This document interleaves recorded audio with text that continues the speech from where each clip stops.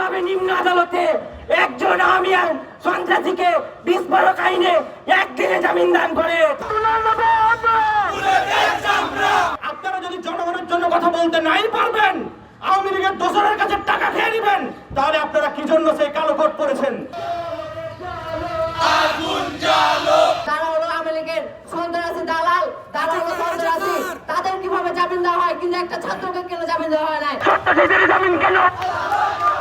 তার এমন শাস্তি হওয়া উচিত যে শাস্তি সে জীবনে আর কোনদিন ওই জায়গা থেকে আর যেতে পারবে না। সন্ত্রাসীদের জামিন কেন? একজন নাগরিক হিসাবে আমি তাকে আইনি সেবা দেওয়ার জন্য আমি আদালতে তার আইনজীবী হিসাবে, আমি শুধু না, আরও অনেক আইনজীবী ছিলেন, আমরা তাকে আইনি সহায়তা দিচ্ছি। এই আদালতে আমাদের নামে একটা বিস্ফোরক আইনের মামলা হয়েছিল। আসলে সেই মামলায় বলে দিতে চাই, আমরা আন্দোলন করেছিলাম আমাদের দেশের স্বার্থে, কিন্তু সেখানে একটা পটকা ফুটে নাই, কিন্তু সেখানে একটা বোমাবাদ বা বিস্ফোরক আইনের মামলা দেওয়া হয়েছিল। সে মামলায় আমরা জামিন আবেদন করলে আমাদের সর্বোচ্চ নাকচ করে দেওয়া হয়। তারা হলো আওয়ামী লীগের সন্ত্রাসী দালাল, তারা হলো সন্ত্রাসী। তাদের কিভাবে জামিন দেওয়া হয়, কিন্তু একটা ছাত্রকে কেন জামিন দেওয়া হয় নাই? আপনারা বলছেন তার কাছে ক্ষমা চাইবেন, ক্ষমা আপনারা মাপ চেয়ে নিল আপনার কাছে, ক্ষমাটা থেকে শাস্তি হলো হলো তাহলে এটাই জন্য আপনারা তার এমন শাস্তি হওয়া উচিত যে শাস্তি সে জীবনে আর কোনদিন ওই জায়গা থেকে আর যেতে পারবে না।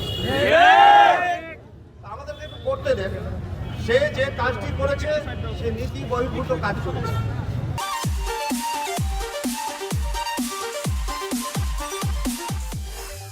আমরা যখন জামিনের জন্য আদালত ঘোরাফেরা করছিলাম, তখন আমাদের বলা হয়েছিল নিম্ন আদালতে কোনো জামিন দেওয়া হবে না বিস্ফোরক আইনে। আইনজীবীদেরকে মামলার নথি পর্যন্ত দেওয়া হয়নি। আজ আপনারা কিভাবে নিম্ন আদালতে একজন আওয়ামী সন্ত্রাসীকে বিস্ফোরক আইনে একদিনে জামিন দান করে?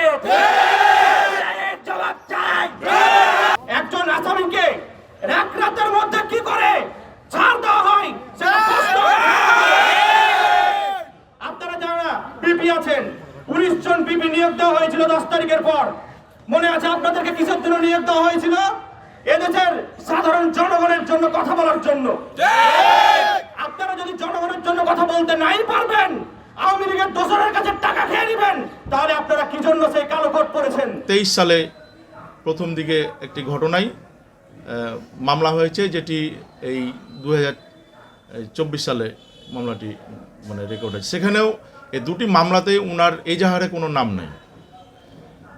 এখন এজাহারে নাম নাই এরকম কোনো আসামি যদি আইনজীবী হিসেবে আমাদের কাছে বিচার প্রার্থী হয়, তাহলে আমাদের রাজনৈতিক পরিচয়টা আমাদের কাছে মুখ্য নয়। আমাদের কাছে মুখ্য হচ্ছে যে তিনি একজন বিচার প্রার্থী। কারণ আমাদের বাংলাদেশের কনস্টিটিউশনে যে আর্টিকেল 27, যে all citizens have right two মানে টেক প্রোটেকশন অফ ল, হ্যাঁ, আজই সেই জায়গা থেকেই যে ইকুয়াল প্রোটেকশন অফ ল, একজন নাগরিক হিসাবে আমি তাকে আইনি সেবা দেওয়ার জন্য আমি আদালতে তার আইনজীবী হিসাবে, আমি শুধু না, আরও অনেক আইনজীবী ছিলেন, আমরা তাকে আইনি সহায়তা দিচ্ছি।